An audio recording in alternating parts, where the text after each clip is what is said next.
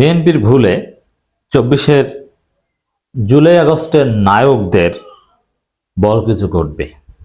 Already তারা থ্রেটের মধ্যে আছে, তাদেরকে মৃত্যুর প্রস্তুতি নিতে বলা হচ্ছে।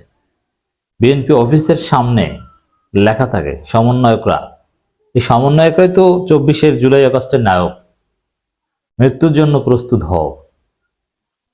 দর্শক, সামনে বিএনপি যে ভুল রাজনীতি করছে তাতে এই সমন্বয়কদের সবার ফাঁসি হতে পারে। দেশ সেদিকে যাচ্ছে, অতএব এই ভুল থেকে বিএনপিকে ফেরানোর চেষ্টা আমাদের করতে হবে। এজন্য শিক্ষার্থী জামাত ঐক্য জরুরি। শিক্ষার্থীদের নতুন রাজনৈতিক দল শক্তিশালী হওয়া জরুরি। 75-এর বিপ্লবীদের সবার যেরকম ফাঁসি হয়েছে, প্রায় 2-1 যারা পালাতে পেরেছে যুক্তরাষ্ট্র কানাডায় তারা বাদে, ঠিক তদ্রুপ বিএনপির ভুলে 24-এর নায়কদের সমন্বয়কদের ফাঁসি হতে পারে। দর্শক, বিএনপি অলরেডি সমন্বয়কদের প্রতিপক্ষ বানিয়ে ফেলেছে, তাদের তুচ্ছ তাচ্ছিল্য করছে, তাদেরকে গালাগালি করছে, তাদের অবদান অস্বীকার করছে, তারা কিছু করে নিয়ে কথা বলছে। আওয়ামী লীগ তো বলছে যে তোমরা মৃত্যুর জন্য প্রস্তুত হও।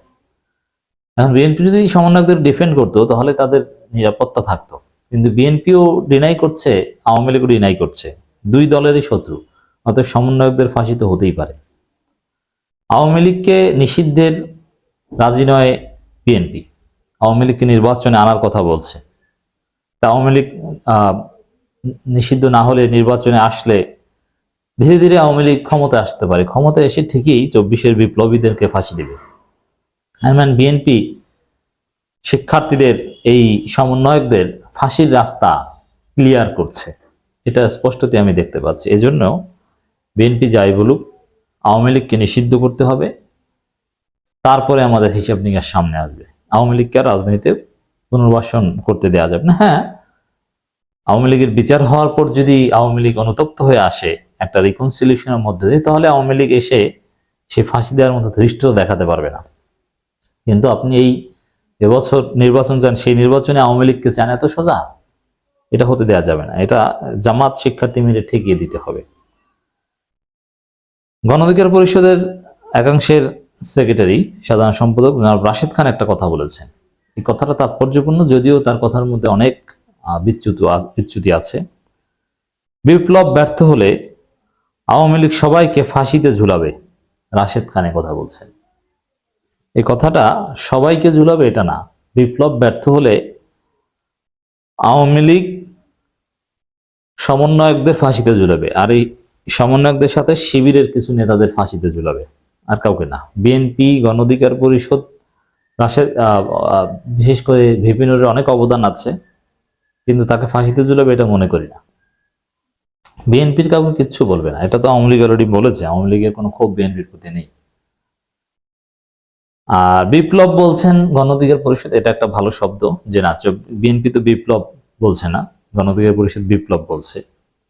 এই কথাটা ঠিক যে বিএনপি যে ভুল করছে তাদের ভুলেই কিন্তু বিপ্লব ব্যর্থ হওয়ার পালা। বিপ্লবের স্পিরিট ধারণ করছে না, কোন রকম নির্বাচন করে তারা ক্ষমতা আসতে চায়। এভাবে যদি বিপ্লব ব্যর্থ হয় তাহলে আওয়ামী লীগ 10 বছর পর, 15 বছর পর, 20 বছর পর এসে হাসনাত, সাজিদ, সাদিক এদেরকে ফাঁসি দিবে। গণ অধিকার পরিষদের সাধারণ সম্পাদক মোহাম্মদ রাশেদ খান বলেছেন, শেখ হাসিনা বাংলাদেশে পাপিষ্ট এক ফ্যাসিস্ট রেজিম প্রতিষ্ঠা করেছিল।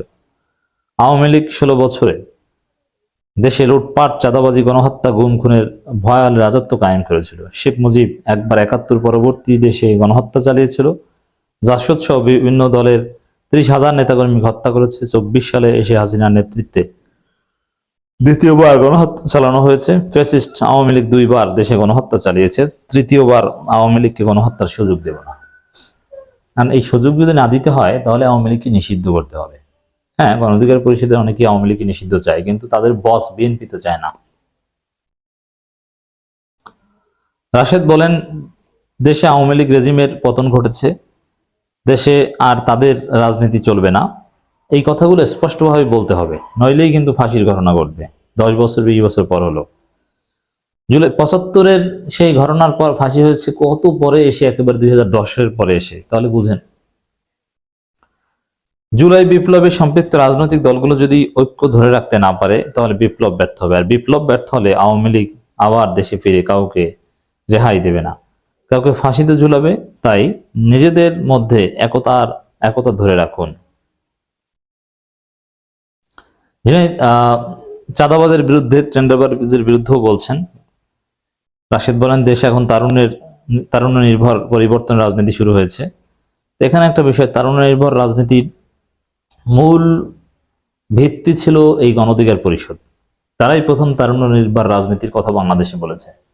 এখন তারুণ্য নির্ভর রাজনীতি বলতে গণ অধিকার পরিষদকে কেউ মিন করে না। এই অবস্থান তারা হারিয়েছে বাংলাদেশ থেকে। এখন তারা বলছে, আপনারা কেউ কিংস পার্টি গঠন করার চেষ্টা করছেন, এটা যদি আপনারা করেন সর্বশক্তি দিয়ে প্রতিহত করবে দেশের মানুষ। কিংস পার্টিকে দেশের মানুষ গ্রহণ করবে না, কারণ তারা সরকারি সুবিধা। দেখেন, এখানে কোনো কিংস পার্টি গঠন হচ্ছে না।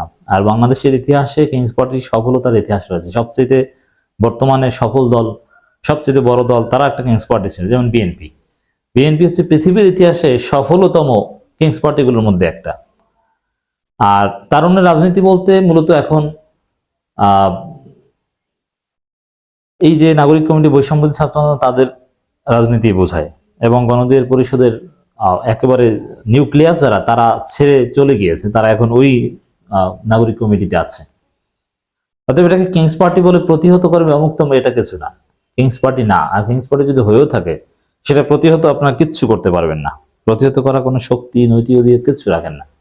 তো কিংস পার্টি না।